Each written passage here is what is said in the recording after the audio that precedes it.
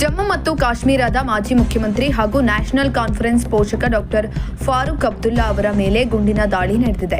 ಅದೃಷ್ಟವಶಾತ್ ಅವರು ಕೂದಲೆಳೆ ಅಂತರದಲ್ಲಿ ಪ್ರಾಣಾಪಾಯದಿಂದ ಪಾರಾಗಿದ್ದಾರೆ. ಜಮ್ಮುವಿನ ಗ್ರೇಟರ್ ಕೈಲಾಶ್ ಪ್ರದೇಶದಲ್ಲಿ ನಡೆದ ವಕೀಲರೊಬ್ಬರ ವಿವಾಹ ಸಮಾರಂಭದಲ್ಲಿ ಭಾಗವಹಿಸಲು ಡಾಕ್ಟರ್ ಫಾರೂಕ್ ಅಬ್ದುಲ್ಲಾ ತೆರಳಿದ್ರು.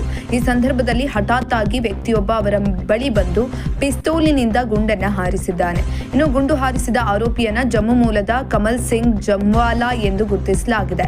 ದಾಳಿ ನಡೆದ ತಕ್ಷಣ ಕಾರ್ಯಪ್ರವೃತ್ತರಾದ ಭದ್ರತಾ ಸಿಬ್ಬಂದಿ ಆರೋಪಿಯನ್ನ ಕೆಳಕ್ಕೆ ಕೆಡವಿ ಹಿಡಿದು ಪೊಲೀಸರಿಗೆ ಒಪ್ಪಿಸಿದ್ದಾರೆ.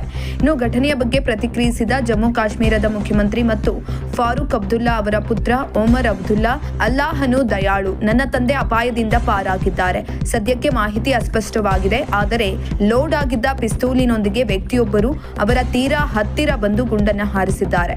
ಭದ್ರತಾ ಪಡೆ ಸಮಯ ಪ್ರಜ್ಞೆಯನ್ನ ಮೆರೆದು ಹತ್ಯೆಯ ಯತ್ನವನ್ನ ವಿಫಲಗೊಳಿಸಿದೆ.